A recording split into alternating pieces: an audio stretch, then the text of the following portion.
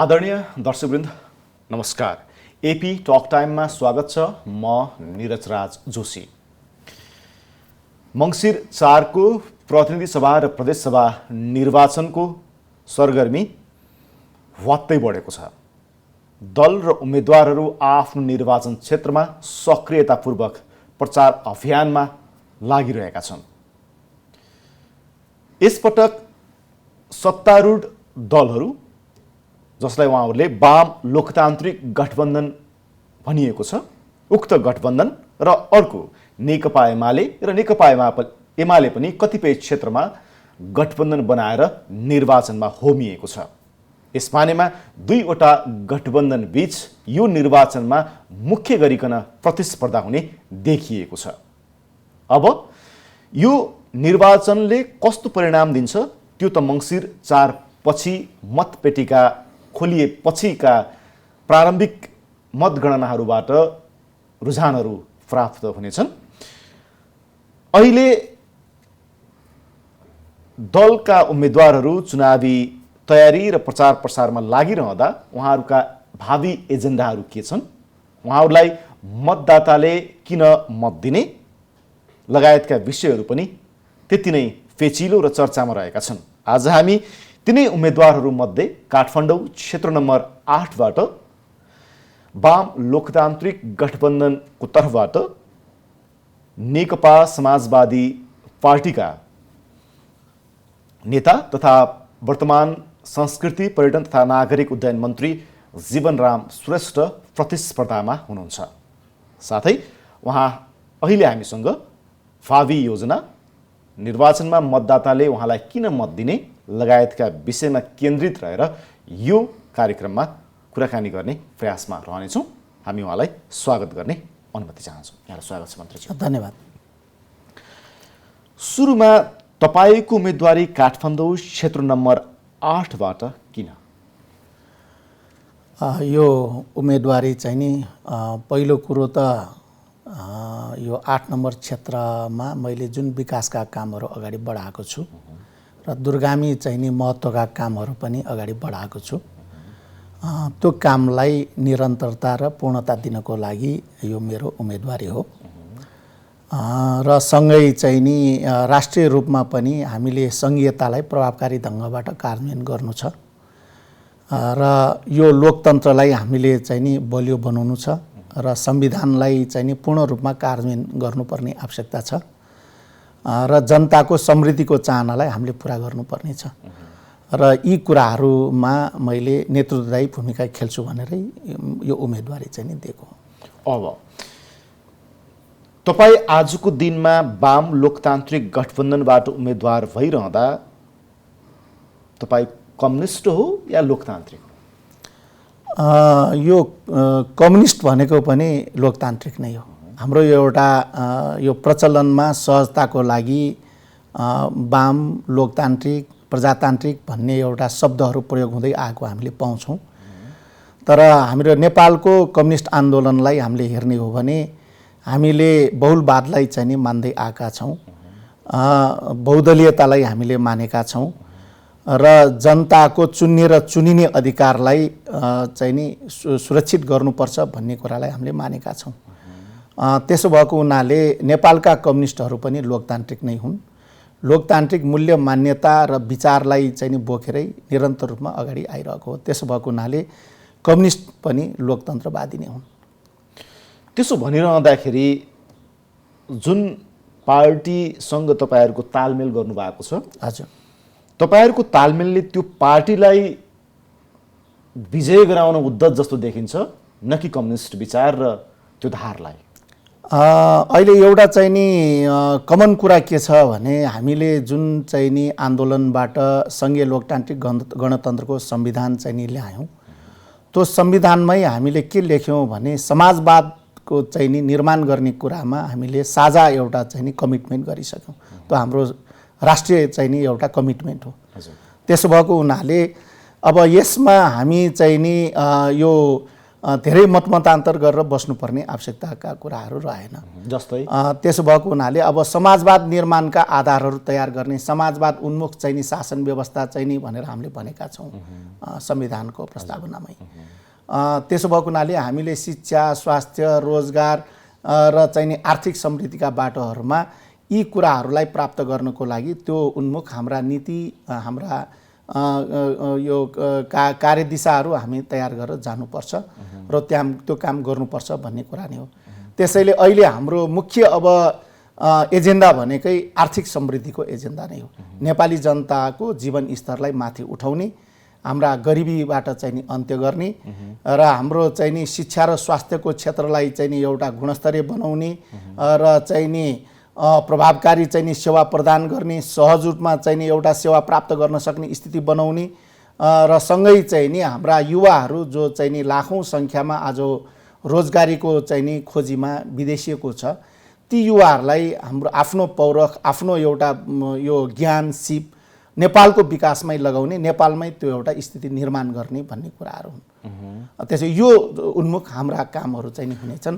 समृद्धिको, राष्ट्रको समृद्धिको पक्षमा हाम्रा चाहिँ नि कामहरू अगाडि बढ्नेछ। र हामी संयुक्त रूपमा यो गठबन्धनलाई हामी अब यो निर्वाचनपछि पनि यो सरकार निर्माण गर्ने र यो दिशामा कामहरू अगाडि बढाउने कमिटमेन्टसहित सहकार्य गर्ने भन्ने कुराहरूमा हाम्रो सहमति हो।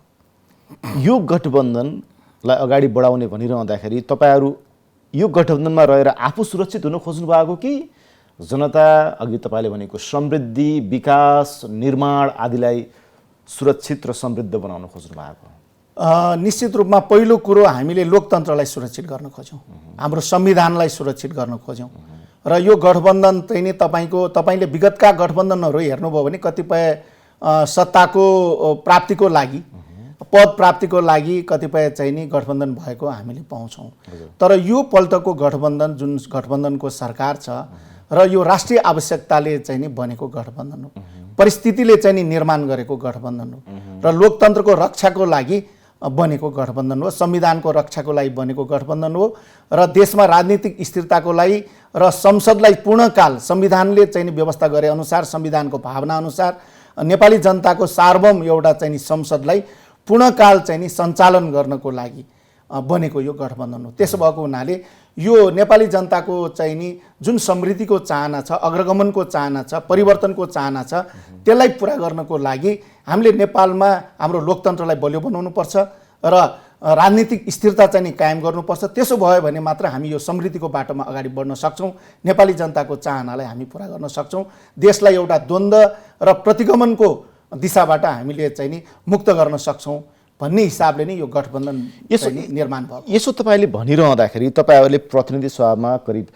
20 सिटमा उम्मेदवारी दिनुभएको छ, हामी 19 सिटमा तपाईँहरूले उम्मेदवारी दिनुभएको छ र अर्कोतर्फ तपाईँहरूको गठबन्धनमा नेकपा माओवादी केन्द्र र नेपाली कङ्ग्रेसलाई तपाईँहरूले मजासँग धेरै सिट दिनुभएको छ। यो तपाईँहरूले उनीहरूलाई सुरक्षित गरिदिन खोजेको हो कि तपाईँहरू आफै सुरक्षित हुन खोजिरहेको हो? मैले अघि नै भने एउटा कुरा त हामीले ल्याएको यो जुन चाहिँ नि परिवर्तन हो, व्यवस्था हो र चाहिँ नि लोकतन्त्र हो, संविधान हो, यसको चाहिँ नि सुरक्षाको लागि, रक्षाको लागि पहिलो कुरा हो।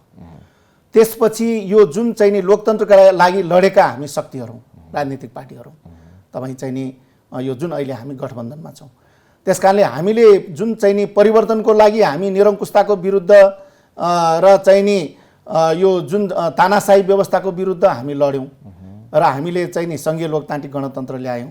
तर मुलुकको समृद्धिको लागि हामी फेरि मिलेर जाने स्थिति चाहिँ नि नेपालको इतिहासमा हामीले हेऱ्यौँ भने त्यो वातावरण बन्न सकेन, जसको कारणले परिवर्तनबाट जनताले जुन अनुभूति गर्नुपर्ने कुराहरू, एउटा चाहिँ नि जीवन स्तरलाई चाहिँ नि माथि उठाउने, आर्थिक समृद्धिको बाटोमा जाने कुराहरू जुन गर्नु पर्यो त्यसमा हामी पछाडि परेका छौँ। र अब हामी आन्दोलनमा मात्र सँगै हिँड्ने कुरा होइन कि आन्दोलनबाट हामीले जे कुराहरू जनतालाई चाहिँ आश्वस्त बनाएका थियौँ त्यो कुरा पुरा गर्नको लागि अब हामी आन्दोलनकारी शक्ति, लोकतन्त्रवादी शक्ति एक ठाउँमा बसेर अगाडि बढ्नुपर्छ भन्ने सोच र मान्यता अनुसार पनि यो गठबन्धन चाहिँ तपाईहरुले सिट बाँडफाँड जसरी त्यसकारणले गर्नुभएको छ त्यो आधारमा भन्ने हो भने तपाईहरुले आफ्नो खुट्टामा आफैले बन्चरो हान्दै हुनुहुन्छ भन्ने उक्ति चरितार्थ हुन्छ कि हुँदैन? यस्तो हामी तपाईहरुले नेपाली कांग्रेसलाई करिब 90 सिट दिनुभएको छ, उसले समानुपातिकमा विगतको निर्वाचनको परिणामलाई हेर्ने हो भने 34-35 लाख मत उसले पाइरहेको छ। त्यो अनुमानमा तपाईहरुले नेपाली कांग्रेसलाई एकल सरकार बनाउने गरिकन सिट बाँडफाँड गर्नुभयो भन्ने आरोपलाई कसरी पुष्टि गर्नुहुन्छ? 90 सिट छैन, नेपाली कांग्रेस त्योभन्दा कमै छ। र यो चाहिँ नि यो हाम्रो यो एउटा साझा प्रतिबद्धता चाहिँ लोकतन्त्रको रक्षाको लागि हामीले यो गठबन्धन बनाएका छौँ, मुलुकको समृद्धिको लागि सहकार्य गरेर जाने भनेर हामीले गठबन्धन बनाएका छौँ। र यसो हुँदाखेरि यसले एउटा हामीले हाम्रो दलहरूको सुरक्षाको कुरा भन्दा पनि मैले अघि नै भने कि हामीले अहिले जुन राष्ट्रिय रूपमा लोकतन्त्रमाथि जुन खालको एउटा खतरा उत्पन्न भयो, लोकतन्त्रलाई जुन प्रहार गर्ने काम भयो, संविधानमाथि प्रहार गर्ने काम भयो र चाहिँ नि यो संसदमाथि जुन पटक पटक प्रहार गर्ने काम भयो र आज पनि त्यो शक्ति त्यतिकै चाहिँ नि सक्रिय भएर बसेको छ। आज तपाईको गठबन्धनको स्थिति हेर्ने हो भने एकतिर हामी लोकतन्त्रवादी वाम लोकतान्त्रिक गठबन्धन गरेर हिजो संविधानको रक्षाको लागि, लोकतन्त्रको रक्षाको लागि, संसद पुनर्स्थापनाको लागि लडेका शक्ति हामी एक ठाउँमा छौँ। अर्कोतर्फ तपाईको संसदलाई चाहिँ नि पटक पटक प्रहार गर्ने, असंवैधानिक काम गर्ने र लोकतन्त्रलाई नै समाप्त गर्ने, आफू कुर्सीमा नहुने भएपछि मुलुकको लोकतन्त्रै चाहिँ नि समाप्त गर्न चाहने र मुलुकलाई प्रतिगमनमा लैजान चाहने शक्तिको गठबन्धन छ भने यो लोकतन्त्रवादी शक्ति र प्रतिगामी शक्ति बीचको चाहिँ नि एउटा प्रतिस्पर्धा हो। प्रतिस्पर्धा भनिरहँदाखेरि त्यो अन्ततोगत त्यो सत्ता प्राप्तिसँग गएर जोडिन्छ। सत्ता प्राप्ति हेर्दाखेरि तपाईहरुले सिट बाँडफाँडकै क्रममा लम्बितान तपाईहरुको छलफलहरूलाई हेर्ने हो भनेपछि तपाईहरुले मागेको 35 सिट जति थियो, तपाईहरु 19 सिटमा तपाईहरु चित्त बुझाउन बाध्य हुनुभयो। निर्वाचन परिणामले यो सिटमा पनि केही तलमाथि होला र नेपाली कांग्रेसले भन्दै गरेको या नेकपा माओवादी केन्द्रका अध्यक्ष पुष्पकमल दाहालले भन्दै गरेको निर्वाचनपछि पनि हामीहरू गठबन्धन बनाएर अगाडि बढ्छौँ भनिरहँदाखेरि यो 19 सिट पाउन त तपाईहरुलाई यति सकस थियो भने भोलि तपाईहरु सत्ता गठबन्धनमा बस्नको लागि उनीहरूले तपाईहरुलाई छिछि र दूरदूरको स्थितिमा ल्याउँदैनन् भनेर त्यसको विश्वासको आधार चाहिँ कसरी तयार हुन्छ? अब यस्तो हिजोदेखिको यो गठबन्धनको पृष्ठभूमिदेखि तपाईले हेर्नुभयो भने हामीले हिजो जुन एउटा राष्ट्रिय परिस्थितिमा एउटा विशेष परिस्थितिमा राष्ट्रको आवश्यकता अनुसार यो गठबन्धन निर्माण भयो र सुरुका दिनदेखि यो गठबन्धन निर्माण हुन सक्दैन भनेर टीका टिप्पणी गर्नेहरू पनि थिए। निर्माण भए पनि अब यो 2 महिना पनि टिक्न सक्दैन भन्ने टीका टिप्पणी गर्नेहरू पनि थिए। अब यो निर्वाचनमा त यिनीहरू भताभुङ्गै लथालिङ्गै पर्छन्, छेदविच्छेदै हुन्छ भनेर चाहिँ नि ढुपै बालेर बसेका शक्तिहरू थिए। तर यो पृष्ठभूमिमा सबै कुराहरू हामीले जुन सहमति एउटा चाहिँ नि गऱ्यौँ, हामी जुन सौहार्दतासँग हामीले चाहिँ नि गठबन्धनलाई कायम गरेर अगाडि बढ्यौँ, त्यो कुराले पनि भोलिको लागि पनि हाम्रो यो जुन सहमति कायम रहन्छ भन्ने कुराको एउटा आधार हो। त्यसैले राजनीतिमा एउटा चाहिँ इमानदारिताका कुराहरू पनि हुन्छ, निष्ठाका कुराहरू पनि हुन्छ। त्यो त राजनीतिक नेतृत्वहरूले पटक पटक देखाइसकेका छन्। अनि यस्तो त्यही भएर हामी अहिले एउटा के त भन्दाखेरि यो नयाँ परिस्थितिमा जुन खालको यो गठबन्धन निर्माण भएको छ, लोकतान्त्रिक शक्तिहरूको बीचको जुन एउटा वाम लोकतान्त्रिक गठबन्धन हामीले बनाएका छौँ, अब हामीले मुलुकको लोकतन्त्रको लागि निरङ्कुशताको विरुद्ध परिवर्तनको लागि लड्ने कुराहरू मात्र होइन, अब राष्ट्र निर्माणको लागि पनि यो लोकतन्त्रको सङ्घर्षमा चाहिँ नि लागेका शक्तिहरू मिलेर अब राष्ट्रको समृद्धिको लागि चाहिँ नि सँगै काम गर्नुपर्छ, सहकार्य गर्नुपर्छ भनेर यो चाहिँ नि काम अगाडि बढेको छ। अब हामी अलिकति 2074 सालको निर्वाचनको मत परिणाम तपाईको निर्वाचन क्षेत्रको हेर्ने हो भने करिब तपाईँ वाम लोकतान्त्रिक वाम गठबन्धन हुँदाखेरि एमाले माओवादीको तालमेल हुँदा तपाईँ 2074 मा 444 मतले विजयी हुनुभएको थियो। अहिले तपाईँ वाम लोकतान्त्रिक गठबन्धनबाट उम्मेदवार हुनुहुन्छ, तपाईहरु नेपाली कांग्रेसको मत प्राप्त गरेपछि तपाईहरुलाई जित्न सहज होला सायद, हुन त माओवादी पनि तपाईहरुसँगै छ। नेपाली कांग्रेसको मत खनिन्छ तपाईमा विश्वास छ? हामी विश्वास गरेर यो गठबन्धन बनाएका छौँ। स्थानीय चुनावको मत परिणामलाई त तपाईहरुले सार्वजनिक रूपमा आलोचना गर्नुभएको छ, टिप्पणी गर्नुभएको छ। हामीले निश्चित रूपमा हामीले त्यहाँ हाम्रो गठबन्धनको बैठकहरुमा पनि हामीले चाहिँ नि त्यहाँ समीक्षा गर्यौं, आलोचना पनि गर्यौं हैन। स्थानीय निर्वाचनमा हामीले जुन एउटा स्पिरिट सहित गठबन्धन गरेर अगाडि बढ्न कोसिस गरेका थियौं त्यो अनुसार चाहिँ नि हुन सकेन, त्यो हामी सबैले स्वीकार्यौं। त्यसो भएको त्यो एउटा हामीसँग तितो अनुभव हो। तर एउटा के भने गठबन्धनमा रहेका दलप्रति अहिले अब हामी जुन चाहिँ नि दलहरू बिचमा छौँ र मूलतः अब भनौँ नेपाली काङ्ग्रेसले वामपन्थीलाई भोट दिन्छ त, वामपन्थीले नेपाली काङ्ग्रेसलाई भोट दिन्छ त भन्ने जुन खालको एउटा रुमर चाहिँ नि चलाउन खोजिरहेको छ, यो त हामीले प्रमाणित गरिसकेका छौँ। राष्ट्रिय सभामा पनि यस्तै भन्थ्यो 19 सिटको चाहिँ नि निर्वाचन हुँदाखेरि। यो राष्ट्रिय सभा त पार्टीका क्याडर एउटा यो मैले सन्दर्भ मात्र तपाईँलाई उब्काउन खोजेको। त्यो बेला पनि त्यही भन्थ्यो कि यिनीहरू जित्दै जित्दैन, सबै अर्कोले जित्छन्, यो गठबन्धनमा कहाँ काङ्ग्रेसलाई भोट हाल्दै हाल्दैन, काङ्ग्रेसले चाहिँ नि कम्युनिस्टलाई भोट हाल्दै हाल्दैन। त्यहाँ त टाउको गरिएको हुन्छ नि, यो यति भनेर होइन, एउटा चाहिँ कुरा त चाहिँ नि यही खालको हो नि, हुन सक्दैन, दिँदैनन्, यिनीहरू जित्दैनन्, गठबन्धन कायम, यो राष्ट्रिय सभाको निर्वाचन पछि नि यिनीहरू फुट हुन्छ भन्ने खालको अनुमान गरेका थिए। तर ती अनुमानहरू सबै फेल खाए। हामी एउटा टेक्निकल कारणले राष्ट्रिय सभाको प्राप्त गरेको मतको आधारमा तपाईँले प्रतिनिधि सभा र प्रदेश सभाको मतलाई दाँच्न मिल्छ र? मिल्छ, किन त्यो एउटा ट्रेनको कुरा हो। यो जुन खालको एउटा भनौँ न हाम्रो चाहिँ नि जुन बिहेभियर चाहिँ नि चेन्ज हुन्छ कि हुँदैन, क्याडर र न्युट्रल मतको फरक बुझाइ र त्यसको होइन, यो त एउटा के हुन्छ भने त्यो प्रतिबिम्बित त हुन्छ नि त। किनभने अहिले हामी हिजो आन्दोलनमा चाहिँ नि लाग्दाखेरि पनि दलहरूले आह्वान गर्दा त हामी एउटै मोर्चामा चाहिँ नि आयौँ नि। यो पनि एउटा राष्ट्र निर्माणको आन्दोलन हो। हिजो हामीले चाहिँ नि जुन एउटा हाम्रा यत्रो नेपाली चाहिँ नि जनता लोकतन्त्रको लागि लड्दाखेरि कयौँ शहीद भएका छन्, कयौँ चाहिँ नि अङ्गभङ्ग भएका छन्, कयौँले आफ्नो घर परिवार चाहिँ नि बिग्रेको अवस्था छ भनेपछि आफ्नो जीवन बर्बाद चाहिँ नि भएको छ। यो लोकतन्त्रलाई आज रक्षा गर्नको लागि हामीले यो गठबन्धन गरेका छौँ। त्यसो तपाईँले शहीदलाई सम्झेर पनि हामीले यो गठबन्धनलाई चाहिँ नि सफल बनाउनको लागि हाम्रा चाहिँ नि गठबन्धनका चाहिँ नि सबै दलका चाहिँ नि नेता कार्यकर्ता र समर्थक र शुभचिन्तकहरूले यो जुन गठबन्धनको पक्षमै चाहिँ नि विश्वास गर्नेछ र उहाँहरूले मतदान गरेर आफूले ल्याएको परिवर्तन, शहीदलाई सम्झेर आफूले ल्याएको परिवर्तनलाई बलियो बनाउने र जनताको चाहनालाई पुरा गर्ने र समृद्धिको बाटोमा मुलुकलाई लैजाने कुरामै उहाँहरू दृढतापूर्वक लाग्नुहुन्छ भन्ने विश्वास छ। अब तपाईँहरूले यसो भनिरहँदाखेरि नेपाली कङ्ग्रेसभित्रका नेताहरूको उम्मेदवारहरूका कुराहरू सुन्नियो भनेपछि त निर्वाचनपछि त हामी एकल बहुमततिर जान्छौँ।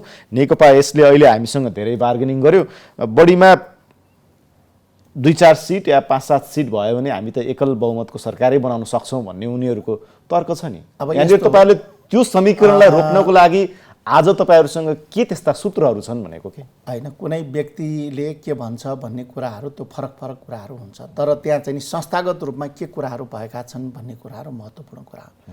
आज तपाईँको नेपाली काङ्ग्रेसको सभापति र देशको एउटा चाहिँ नि सम्माननीय प्रधानमन्त्री शेरबहादुर देउवा हुनुहुन्छ र त्यहाँ दलका चाहिँ नि नेताहरू पनि संलग्न हुनुभएको छ र त्यस्तै गरिकन गठबन्धन दलका नेकपा माओवादी केन्द्र, नेकपा एकीकृत समाजवादी, राष्ट्रिय जनमोर्चाका नेताहरू पनि त्यहाँ चाहिँ नि संलग्न छन् र त्यो एउटा उच्च स्तरीय पार्टीगत रूपमा भएका सहमतिका कुराहरू। त्योभन्दा बाहेक अरू कसले के भन्यो भन्ने कुराहरू धेरै ठुलो महत्त्वको विषय राजनीतिमा हुँदैन। त्यसो भएको हुनाले अहिलेसम्म हामीले त्यही एउटा उच्च स्तरीय संयन्त्रको माध्यमबाट जे निर्णय गरेका छौँ, गठबन्धनका सुरुका दिनहरूदेखि यो सरकार निर्माण गर्ने दिनदेखि जे चाहिँ नि तहमा सहमति हुँदै आएको छ त्यसको निरन्तरताको रूपमै अगाडि बढेको छ। त्यसो भएर छिटपुट कसले आफ्नो वैयक्तिक कुराहरू राखेको कुरा नै त्यो नै चाहिँ नि महत्त्वपूर्ण हो भन्ने कुराहरू चाहिँ नि रहँदैन। अब तपाईँको जुन निर्वाचन क्षेत्र नम्बर 8 छ काठमाडौँको, त्यो हेर्ने हो भने नेकपा एमाले आफ्नो मतलाई इन्ट्याक्ट राख्न सक्यो, केही मत तपाईँ लिनु होला, अनि नेपाली कङ्ग्रेस र माओवादीको मतमा पनि केही विभाजन होला, अर्कोतर्फ स्वतन्त्र उम्मेदवारहरू पनि त्यत्तिकै काठमाडौँ शहरी क्षेत्रमा बिगबिगी छ। तपाईँ आफूलाई कसरी सुरक्षित गर्नुहुन्छ? एउटा कुरा त म 74 सालको निर्वाचनमा काठमाडौँको क्षेत्र नम्बर 8बाट निर्वाचित भइसकेपछि मैले जनताको बिचमा निर्वाचनको दौरानमा जे कुराहरू विकासका कुराहरू गरेका थिएँ, राष्ट्रिय रूपमा भूमिका खेल्ने कुराहरू जे गरेका थिएँ, विधि विधान निर्माणका कुराहरूमा त्यो मैले सक्रियतापूर्वक लागेको छु र त्यहाँका चाहिँ नि जो मतदाताहरू, त्यहाँका स्थानीय जनसमुदायहरू, उहाँहरूले मैले जुन गरेका कामहरू, यो 5 वर्षमा गरेका कामहरू, विकासका कामहरू उहाँहरूले देख्नुभएको छ र सँगै एउटा क्षेत्रलाई नमुना क्षेत्र बनाउनुपर्छ भनेर मैले अभियान पनि सुरु गरेको छु र यसमा मेरो क्षेत्र फेरि तपाईँको काठमाडौँ यो देशको संघीयताको राजधानी काठमाडौँ हो। देशको संस्कृतिको राजधानी मेरो क्षेत्र हनुमानढोका जो विश्व सम्पदा सूचीमा पर्छ। जति पनि तपाईँको हामीले राष्ट्रिय रूपमा चिनाउने जात्रा पर्वहरू सबै त्यही ठाउँमा हुन्छ। त्यसैले यो क्षेत्रलाई एउटा चाहिँ नि सांस्कृतिकको केन्द्रको रूपमा र चाहिँ नि यसलाई आधार बनाएर पर्यटनको केन्द्रको रूपमा विकास गर्नुपर्छ भनेर मैले त्यो योजना अगाडि सारेको छु।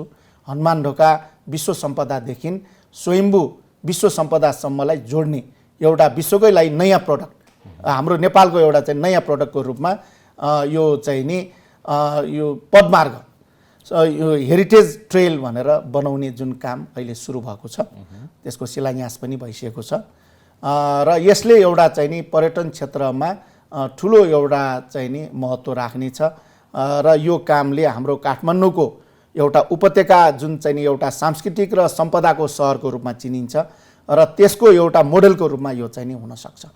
र यसले पर्यटनको क्षेत्रको लागि एउटा आकर्षणको केन्द्र चाहिँ नि हुन्छ। र यसको लागि हामीले भोलि यहाँ पर्यटकहरू आउने बेलामा यो यहाँको डेभलपमेन्टले लोकल मान्छेहरूले नै चाहिँ नि लाभान्वित हुनुपर्छ भनेरै त्यहाँ चाहिँ नि लोकल गाइड ट्रेनिङ गराउने कुराहरू, होमस्टेका ट्रेनिङहरू गराउने कुराहरू यो क्रमैसँग त्यो पनि सुरु गरिरहेको छु। र अब क्षेत्रमा तपाईँको चाहिँ नि हामीले स्वयम्भू जहाँ एउटा चाहिँ नि विश्व सम्पदा सूचीमा रहेको बुद्धको उबाट चिनिने ठाउँ र त्यहाँ भूकम्पले जुन क्षतिग्रस्त भएको थियो, घरहरू भत्केको थियो र त्यसलाई एउटा हामीले नयाँ कन्सेप्ट एउटा चाहिँ नि हाउस पुलिङ, हामीले ल्यान्ड पुलिङ भनेर जग्गा एकीकृत गरेर योजना विकास गर्ने, बस्ती विकास गर्ने कुराहरू त हामीले थाल्यौँ, तर हामीले घरहरू एकीकृत गरेर विकास गर्ने कुराहरू हामीले थाल्न सकेका छैनौँ। हाम्रो यो उपत्यकाभित्रका सहरलाई हामीले चाहिँ नि व्यवस्थित गर्ने र चाहिँ नि भूकम्पबाट चाहिँ नि सुरक्षित गर्ने र बसोबासलाई व्यवस्थित गर्ने हो भने त्यो हाउस पुलिङको योजनालाई अब अगाडि बढाउनुपर्छ।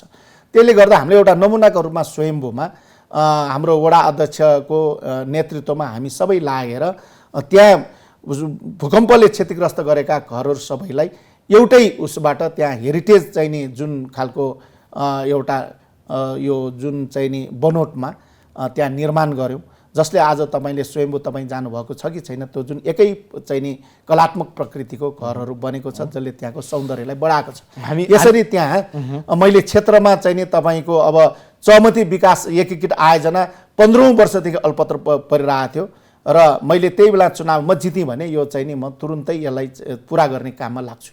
हामीले चाहिँ नि जित्यौँ, जितेर अहिले तपाईँको चौमती आयोजना झन्डै लथालिङ्ग परेर त्यो असफल भइसकेको योजना थियो, आज पुरा भएको अवस्था छ।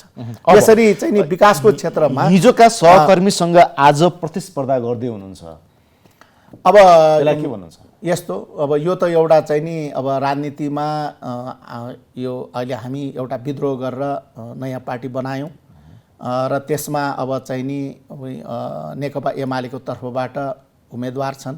निश्चित रूपमा नेकपा एमाले निर्माण गर्ने कुरामा मैले पनि आफ्नो चाहिँ नि महत्त्वपूर्ण जीवन चाहिँ नि समर्पण गरेको छु र नेकपा एमालेको जुन चाहिँ नि एउटा गलत बाटोमा अगाडि बढिसकेपछि र आफ्नो महाधिवेशनबाट पारित गरेका नीति विचार सिद्धान्त अनुसार काम नगरिसकेपछि यो पार्टीबाट अब नेपाली जनताको मुक्ति हुन सक्दैन।